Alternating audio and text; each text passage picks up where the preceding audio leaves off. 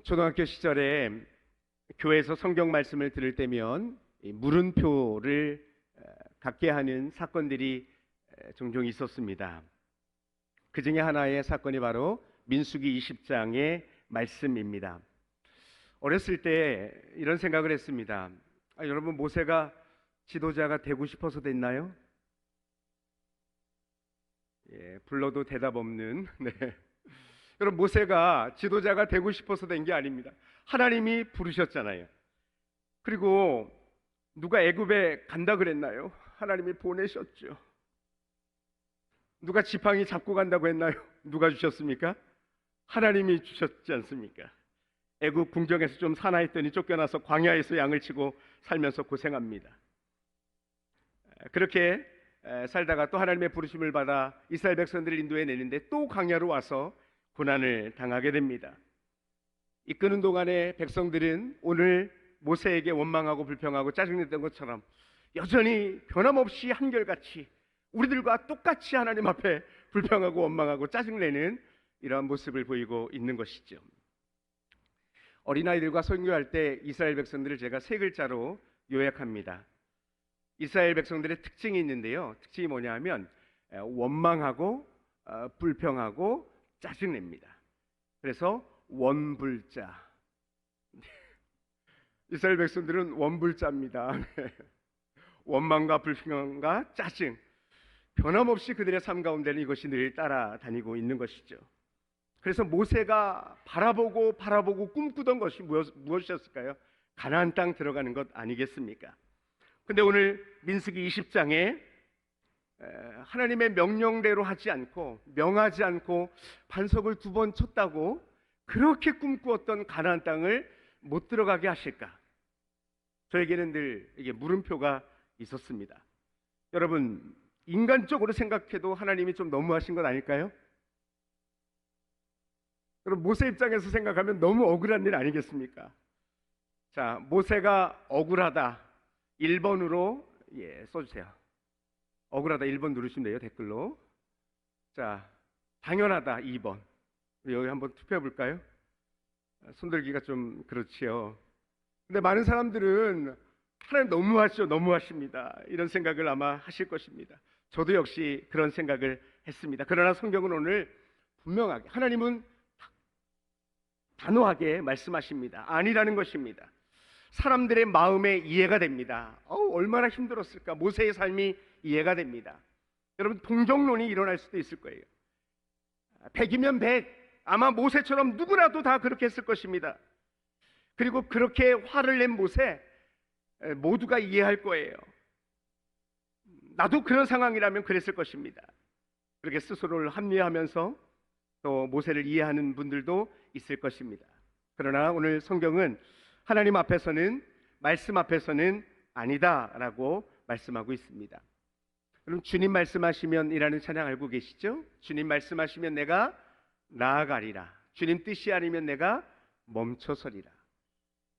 여러분, 믿음의 저울이 있다고 여러분 생각해 보십시오. 말씀이 있다면 이 말씀보다 덜 할 수 없는 것이죠. 말씀보다 더 할 수 없는 것입니다. 말씀대로 살아가는 살, 이것이 믿음의 삶인 것입니다. 죄라는 단어는 하마르띠아라고 말합니다. 관역이 있는데 관역을 쏘아서 명중하는 것을 하마르띠아라고 말합니다. 근데 이 관역에 명중하지 못하고 관역을 빗나가는 것도 죄고요, 미치지 못하는 것도 죄고요, 넘어가는 것도 죄입니다. 하나님의 말씀대로 살아야 하고 말씀대로 순종해야 되는 사람들이 말씀에 미치지 못하게 사는 것, 말씀에서 빗나가는 것, 이거 역시 죄입니다. 근데 많은 사람들은 말씀보다 더하는 것에 대해서는 죄라는 생각을 덜 하는 경향이 있습니다. 그러나 오늘 모세는 말씀보다 더한 모습을 보이게 됩니다. 하나님이 왜 그러셨을까? 단지 그 반석을 2번 친 것, 그것이 가나안 땅에 들어가지 못할 그렇게 큰 죄일까? 이 궁금증은 12절에 정답이 들어 있습니다. 12절 말씀에 보면 여호와께서 모세와 아론에게 이르시되, 첫 번째, 너희가 나를 믿지 않았다라고 말합니다. 뭐라고요? 너희가 나를 믿지 않았다. 여러분, 모세와 아론이 하나님을 믿지 않은 것이 아닙니다. 하나님과 함께 그들은 생활해 왔고 하나님과 함께 이 광야의 삶을 지금 살아온 사람들 아닙니까? 하나님께 향한 믿음이 없었다는 것이 아닙니다. 백성의 지도자인 그들이 하나님 앞에 온전하게 100% 순종하지 못하고 교만하게 자신의 혈기대로 행하여 하나님의 말씀에 전적으로 순종하지 않는 불순종의 모습을 보이고 있었다는 것입니다. 여러분, 하나님께서 여러분에게 100가지를 하라고 시켰으면 죄송합니다, 10가지를 하라고 하나님이 명령하셨습니다. 9가지 순종하고 1가지 순종하지 못했습니다. 여러분, 대단합니까? 안 대단합니까? 대단하지요. 그러나 여러분, 순종입니까? 불순종입니까? 불순종입니다. 다시 말씀드립니다. 하나님이 저와 여러분에게 100가지를 말씀하셨습니다. 99가지를 순종했습니다. 아니, 99가지하고 반개도 순종했습니다. 0.5% 순종하지 못했습니다. 순종입니까? 불순종입니까? 불순종입니다. 인간적으로 생각할 때는 굉장한 순종이고 부러워할 만한 순종입니다. 그러나 물은 100도에 끄는 것입니다. 임계점이 있는 것입니다. 순종의 임계점은 100가지를 시켰다면 100가지 다 온전히 순종하는 것, 이게 하나님 앞에 순종인 줄로 믿습니다. 아멜렉과 싸웠던 사울 임금을 여러분 기억하시죠? 순종이 제사보다 낫다는 이 말씀이 이 아멜렉과의 싸움에서 나오지 않습니까? 모든 것을 진멸하라고 명령하신 하나님의 말씀 앞에 왕을 살려두고 짐승을 살려두옵니다. 그리고 하나님 앞에, 하나님의 사람 앞에 변명하고 있는 모습을 보게 됩니다. 다 죽이고 그것 하나 남겼어도 그것은 불순종인 것입니다. 두 번째 12절 말씀에는 하나님의 거룩하심을 나타내지 않았다라고 말씀합니다. 모세가 하나님의 뜻과는 정반대로 백성에게 분노하고 있는 것이죠. 이 백성에게 분노한 것은 하나님의 거룩함을 손상시키는 결과를 만들었습니다. 하나님의 뜻은 비록 백성들이 원불자일지라도 원망과 불평과 짜증내며 하나님 앞에 대적하고 있는 그들이지만 그들에게 하나님의 기적, 이적을 베푸셔서 하나님이 그들의 보호자가 되시고 여전히 그들을 이끄는 왕 되심을 드러내기를 원하셨습니다. 그로 인해 하나님의 거룩하심을 백성 가운데 드러내고 나타내는 것이 하나님의 뜻이었습니다. 그러나 모세의 혈기는, 모세의 자기 자랑은, 모세의 자기 의는, 손에 잡고 있었던 경험과 능력의 그 지팡이가 하나님의 거룩하심을 가리는 도구가 된 것입니다. 하나님의 거룩함이 드러나야 하는 일에 오히려 그런 모든 것들이 장애물이 되었던 것입니다. 오늘 모세는 하나님께 집중했어야 합니다. 모세는 다른 곳에 시선을 두지 말고 오직 하나님께만 시선을 두어야 했습니다. 그러나 모세는 하나님께 집중하지 못했습니다. 하나님께 시선을 두지 못하고 주변의 상황과 환경과 주변 사람들에게 눈이 가 있는 것입니다. 앞서 말씀드렸지만 여러분이 모세라면 얼마나 화가 났겠습니까? 설교를 해도 바뀌지 않는 거예요. 38년 동안 설교를 했는데 바뀌지 않는다고 생각해 보십시오. 참고 또 참고 해달라는 것 다 해주고 하나님 앞에 무릎 꿇어 기도하여 백성들을 그렇게 인도했는데 변하는 것, 바뀌는 게 아무것도 없습니다. 여러분이 생각해도 주변에 막 그런 사람이 떠오르죠. 그 인간 절대 안 바뀌어. 근데 여러분, 그 사람이 바로 저와 여러분이라는 것이죠. 하나님 앞에서. 38년 전에도 이 가데스에 있었습니다, 여러분. 근데 이 가데스에 있을 때 여러분 용서하고 들으십시오. 38년 전에 이 사람들이 쓰리고였습니다. 쓰리고. 우린 약하고 그들은 거인이고 우린 메뚜기고. 쓰리고도 이게 2배를 물어야 되거든요. 죄송합니다. 네. 쓰리고도 여러분 엄청나게 어려운 일 아닙니까? 근데 지금 오늘 민수기 20장 5절에 보니까 5고입니다. 혹시 보셨나요, 여러분? 파종할 곳도 없고 무화과도 없고 포도도 없고 석류도 없고 마실 물도 없고, 불평의 강도가 점점 사라져야 되는데 하나님의 기적과 이적을 보면서 그렇게 걸어왔으면 하나님 앞에 불평할 것이 줄어들만도 한데 쓰리고였던 게 지금 더 늘어나고 있는 것입니다. 그런데 모세가 화가 안 났겠습니까 여러분? 38년 전이나 지금이나 너희들은 가망이 없어, 너희들은 희망이 없어, 이 패역한 반역한 민족들아. 화가 납니다. 여러분, 이런 모세 이해가 갑니까 안 갑니까? 이해가 가면 1번, 안 가면 2번. 근데 여러분, 이런 질문을 할 때 이해가 갑니다. 아유, 제가 그럽니다. 여러분, 이렇게 크게 대답하지 마세요. 여러분, 이런 질문이 왔을 때 여러분들의 대답은 뭡니까? 이해가 갑니까? 여러분, 이해는 갈 수 있어요. 인간적으로 마음에 느껴집니다. 그러나 그렇게 살고 싶으십니까? 아닙니다, 여러분. 여러분, 이해는 갑니다. 인간적으로 동정심이 갑니다. 그러나 그렇게 살면 안 되는 것입니다. 그 질문 앞에 이해가 간다고 눈물을 흘리며 받아주면 여러분과 저도 똑같이 망하는 것입니다. 이해가 가면 안 되는 것입니다. 이해하지 말아야 되는 것입니다. 어떤 상황 속에서도 모세는 하나님께 집중했어야 돼요. 불평하는 백성들을 보니까 화가 나죠. 원망하는 백성들을 보니까 분노가 치밀어 오르는 거예요. 짜증나는 백성들을 보니까 모세 역시 같이 짜증이 올라오는 것입니다. 사람들에게서 눈을 돌리고 자신의 분노에서 눈을 돌리고 지나온 세월을 생각하지 말고 하나님께 집중해야 되는 것입니다. 여러분과 저와의 삶 가운데서도요, 모세와 같은 상황이 여러분 반드시 옵니다. 그럴 때 여러분, 우리는 이 모세의 사건을 반면교사로 삼아야 합니다. 눈을 돌려야지. 환경 보지 말아야지. 사람 보지 말아야지. 상황 보지 말아야지. 과거를 보지 말아야지. 여전히 지금도 살아 역사하신 하나님께 내가 집중해야지. 할렐루야. 이 마음이 우리 가운데 없으면 우리도 모세와 같이 함께 모세와 같은 이러한 불신앙의 모습으로 설 수밖에 없는 것입니다. 여러분과 영상을 하나 좀 봤으면 좋겠습니다.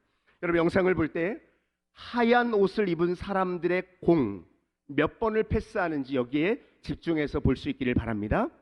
무엇을 보라고요? 하얀 옷을 입은 사람들이 몇 번 패스하는지 공에 집중해 보시기 바랍니다.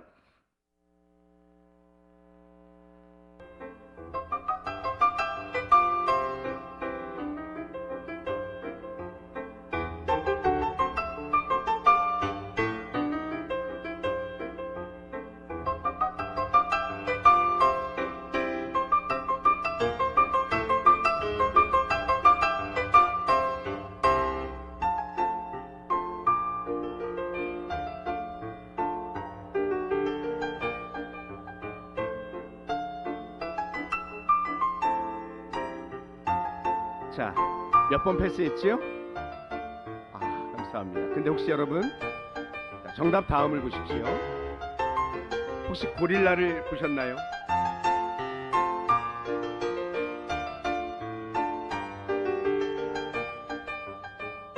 검은색을 입은 사람이 퇴장한 거, 커튼이 색깔이 바뀐 거 보셨나요? 함께 보십시오.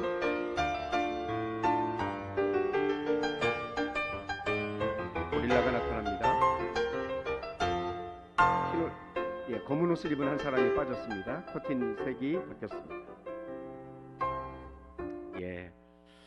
이 실험은 투명 고릴라 실험이라고 합니다. 선택적 지각에 대한 실험입니다. 미국 일리노이 대학교 심리학 교수인 다니엘 사이먼스가 진행한 것입니다. 사람이 하나에 집중하면 너무나도 명백한 다른 것을 알아차리지 못한다는 것입니다. 내가 시각 정보를 왜곡되게 처리한다는 것이죠. 그래서 하나의 교통사고를 보아도 목격담이 서로 다르다는 것이죠. 내가 좋아하는 편, 내가 좋아하는 팀을 유리하게 보는 착시를 생산하기도 한다는 것입니다. 여러분은 제가 묻지 않았습니다. 고릴라 보신 분 손들어. 지금 제가 반대의 이야기를 하려고 합니다. 여러분, 고릴라를 보신 분도 있을 거예요. 저도 이 영상을 이렇게 보면서 강사가 질문을 했습니다. 고릴라 보신 분 손들어 주세요. 그래서 제가 얼른 들었죠. 커튼 색깔이 변한 거 보신 분 얼른 들었죠? 검은색 옷을 입고 퇴장한 사람 보신 분 제가 들었어요. 그리고 반전이 시작했습니다. 여러분, 세상은 이 선택적 지각의 한계를 뛰어넘는 사람들을 훌륭하게 봅니다. 또 지금은 우리가 4차 산업혁명 시대를 살아가고 있습니다. 그래서 융합이라는 말, 그리고 멀티플레이어라는 말을 우리는 더 좋아하고, 또 그런 사람들이 뛰어나다고 인정하는 그런 시대를 살아가고 있습니다. 하나만 잘하는 사람이 아니라 여러 가지 분야에 대한 지식과 능력을 갖추고 있는 사람을 뛰어나다, 그리고 그 사람을 선호하며 바라보기도 합니다. 그러나 저는 오늘 여러분들께 이 반대의 말씀을 드리려고 합니다. 여러분, 다른 곳에서는 멀티플레이어가 되십시오. 여러분, 다른 곳에서는, 다른 영역에서는 창조적 융합자가 되십시오. 그러나 하나님의 말씀 앞에서는 오직 선택적 지각만 있기를 축복합니다. 하나님의 말씀에만 눈을 두는 것입니다. 하나님의 말씀에만 집중하는 것입니다. 성경이 무엇라고 말씀하시는가? 성경이 무엇을 하기를 원하는가? 하나님께서 기뻐하시는 일은 무엇인가? 어떻게 하여야 하나님의 영광을 드러낼 것인가? 어떻게 하는 것이 내 삶 속에서 하나님의 거룩하심을 나타내는 삶을 살아갈 수 있는 걸까? 여러분, 이 일을 위하여 다른 것에 여러분의 눈을 돌리지 마시고 하나님의 말씀에만 여러분의 눈이 고정될 수 있기를 축복합니다. 아멘, 아멘. 여러분, 사역을 하다 보면 여러분 눈에 보이는 것이 참 많습니다. 직분 감당하다 보면 여러분 눈에 보이는 사람들의 불성실함 눈에 보입니다. 사람들의 게으름, 바뀌지 않는 그 완악한 고집들, 그럼 보이지 않으세요? 그럼 그럴 때마다 열심 내서 일찍 온 여러분들 마음속에 분노가 모세처럼 치밀어 오를 거예요. 그러면서 옆 사람에게 물을 갖다 주면서 이거나 이러면서 화를 내는 것이죠. 하나님의 거룩하심을 가리는 일입니다. 하나님의 영광을 드러내지 못하는 삶을 살아가는 것입니다. 하나님께만 집중하면 다른 사람들이 눈에 들어오지 않습니다. 하나님께만 집중하면 다른 섭섭하고 서운한 일들이 여러분의 마음을 흔들지 않습니다. 하나님께서 저와 여러분을 3번 부르신다는 말씀을 드렸습니다. 첫 번째는 우리를 구원으로 부르십니다. 예수 그리스도를 믿어 하나님의 자녀가 된 구원으로 우리를 부르십니다. 구원받은 자들에게 하나님은 사명으로 부르십니다. 그래서 여러분, 진짜 행복한 시간은 사명을 깨닫는 시간입니다. 그리고 구원받고 사명을 깨닫는 사람은 평생토록 그 사명을 감당하며 살아갑니다. 그리고 세 번째 부름이 무엇입니까? 사명을 따라 살아갔던 사람, 하나님의 명령에 집중하고 하나님의 명령을 완수하는 일에 집중하여 살아간 사람을 마지막 천국으로 부르시는 것입니다. 여러분들이 구원받았다면 사명을 깨닫고 그 사명대로 살다가 하나님 나라 갈 수 있기를 축복합니다. 할렐루야. 여러분, 사명을 감당하다 보면 산과 들로 놀러가지 못할 때가 있을 거예요. 저는 이제 9월 7일부터 어린이 전도협회에서 새 소식반 전도라는 것을 합니다. 봄학기 12주, 가을학기 12주 진행합니다. 매주 월요일날 강습회를 하고 화수는 어린이집 예배를 가고 금, 토, 주일까지 해서 전도하는 일을 합니다. 근데 저만 그렇게 하는 것이 아니라 천안과 아산 지역의 교사들이 지금 그 일을 하고 있어요. 근데 어떤 분들이 그런 이야기를 해요. 목사님, 새 소식반 하다 보면 봄이 언제 갔는지 가을이 언제 갔는지 몰라요. 그래서 제가 그렇게 말합니다. 그래서 부러우세요? 여러분, 그것 부러우면 사명에서 멀어지는 거예요. 여러분, 산가들로 놀러가는 사람들이 부럽습니까? 파리에 가서 에펠탑 보시고 싶으신가요? 파리에 가서 에펠탑 보시려다가 빨리 가시는 수가 있어요.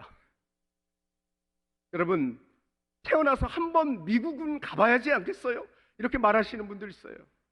여러분, 미국 안 가보셔도 좋습니다. 여러분, 미국 못 가본 것 때문에 슬퍼하지 마시고 사명 감당하지 못하며 하나님 앞에 서지 못하는 것 때문에 그러다가 하나님 앞에 가게 될 것, 여러분, 그것을 슬퍼해야 될 사람들 아닙니까? 여러분, 누가복음 10장에는 마르다와 마리아의 이야기가 나옵니다. 물론 해석은 조금 다를 수 있지만 마르다는 여러 가지 일로 분주합니다. 근데 마리아는 예수님 밑에 무릎 밑에 앉아서 말씀을 듣습니다. 마리아가 화가 납니다. 예수님, 이 일 저 일 바쁜데 동생 좀 얘기해서 나 좀 도와달라고 해주십시오. 마리아에게 주님 말씀하십니다. 마리다에게 말씀합니다. 내가 많은 일로 염려하고 근심하나 몇 가지만 하든지 혹 한 가지만이라도 족하니라. 마리아는 좋은 편을 택하였다. 빼앗기지 않을 것이다. 어떤 분들은 가끔씩 몸이 한 2개 정도 됐으면 좋겠다 이렇게 말하시는 분이 있어요. 또 몸이 10개라도 부족합니다 이런 말씀을 하시는 분이 계십니다. 그러나 여러분, 하나님은 여러분을 누구보다 잘 아세요. 그렇기 때문에 여러분에게 몸이 10개라도 부족한 일은 맡기지 않으십니다. 그러니 여러분, 몸이 10개라도 부족해요 이런 생각이 들 때, 아, 내가 게으르구나. 아, 내 생각이 분산돼 있구나. 아, 내가 사명에 하나님께 집중하지 못하고 다른 것에 내 시선이 분산되어 있구나. 이렇게 생각하면 틀림없습니다. 여러분 눈에 하나님만 보일 수 있기를 축복합니다. 하나님의 말씀에만 여러분의 눈이 고정될 수 있기를 축복합니다. 아멘, 아멘. 제가 2015년에 천안으로 이제 내려오게 되었습니다. 강원도래요에서 이쪽으로 내려오게 되었습니다. 대표를 맡아서 사역한다는 것은 쉬운 일이 아닙니다. 또 그 전임 대표가 뛰어난 사람이었으면 후임자는 긴장하게 됩니다. 그러나 그래서 제가 내려갈 때 제 마음속에 제 아내에게 있는 자격증, 저에게 있는 자격증 좀 됩니다.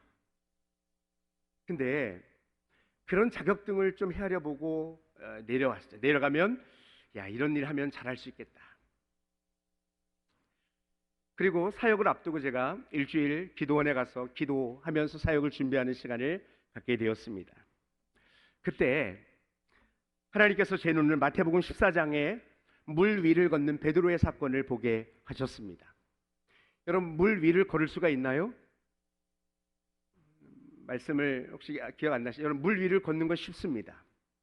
여러분의 오른발을 물 위에 올려놓고 오른발이 빠지기 전에 왼발을 올려놓으면 됩니다. 왼발을 빠지기 전에 오른발을 올려놓으면 물 위를 걷을 수 있습니다. 그러나 우리는 중력의 지배를 받고 있기 때문에 불가능하지요. 그런데 베드로가 물 위를 걷습니다.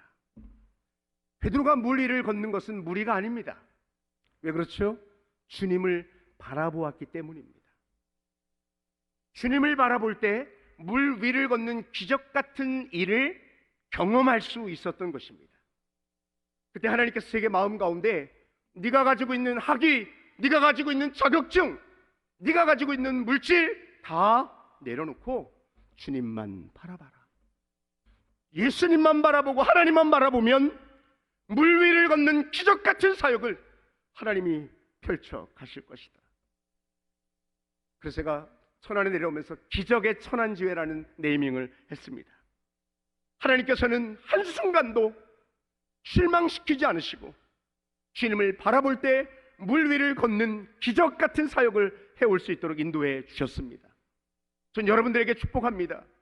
여러분들의 삶 가운데 기적 같은 삶을 살아가기를 원한다면 여러분, 풍랑을 보지 마십시오. 바람을 보지 마십시오. 사람을 보지 마십시오. 여러분이 그동안 타고 있었던 배를 쳐다보지 마십시오. 주님께 여러분의 눈을 고정하십시오. 오늘 모세는 하나님께 시선을 집중했어야 하는데 그렇게 하지 못했습니다. 여러분들과 함께 좀 찬양하고 싶습니다. 시선이라는 찬양인데요, 이 땅을 살아가다 보면 우리의 시선을 빼앗는 일들이 너무나 많습니다. 그러나 여러분, 우리의 시선을 주님께만 고정하고 주님만 바라보면 그때 하나님이 일하기 시작하십니다. 할렐루야. 함께 찬양하겠습니다.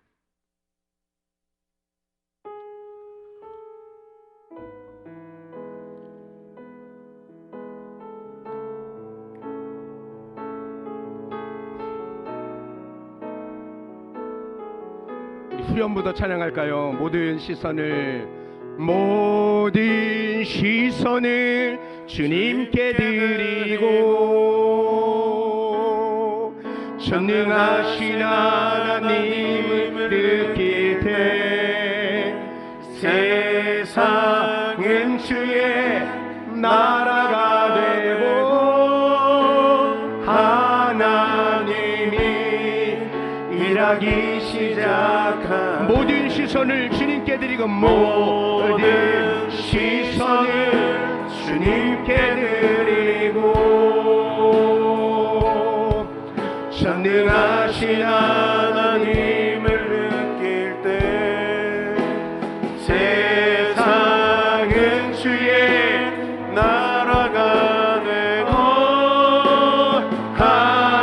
하나님이 일하기 시작한 내게로부터 눈을 들어 주님을 바라봅니다.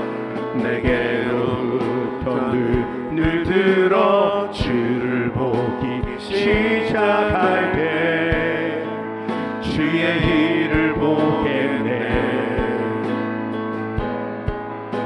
내 작은 마음 돌이키사 하늘에 꿈꾸게 하네.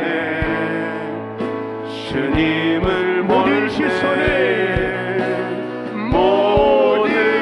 시선을 주님께 드리고 살아계신 하나님을 느낄 때 내 삶은 주의 역사가 되고 하나님이 일하기 시작하네. 주님께 드리고 아멘. 모든 시선을 주님께 드리고 전능하신 하나님을 느낄 때 전능하신 하나님을 느낄 때 세상은 주의 나라가 되고 하나님이 일하기 시작. 우리 시간에 하나님 앞에 기도하겠습니다. 여러분의 상황을 보십시오. 네, 압니다. 어렵고 힘들고 눈물 나는 상황, 기가 막힌 상황, 억울한 상황, 여러분 다 압니다. 그러나 이럴 때 여러분에게로 눈을 돌리고 여러분에게만 집중하면 하나님은 보이지 않습니다. 여러분의 삶을 통하여 하나님의 거룩함을 드러내야 하는데 오히려 내가 하나님의 거룩함을 드러내는 일에 방해가 되고 장애물이 되고 걸림돌이 됩니다. 그러나 오늘 찬양했던 것처럼 내게로부터 눈을 들어 주님을 보기 시작할 때 하나님께서 일하십니다. 어떠한 상황 가운데 주님만 바라보며 주님의 말씀에만 집중하는 우리가 되게 하여 주옵소서. 우리가 일하면 우리만 일할 뿐이지만 우리가 기도하면 하나님께서 일하시기에 이 시간에 우리 주여 한번 부르시고 합심하여 내가 주님만 바라봅니다 기도하겠습니다. 주여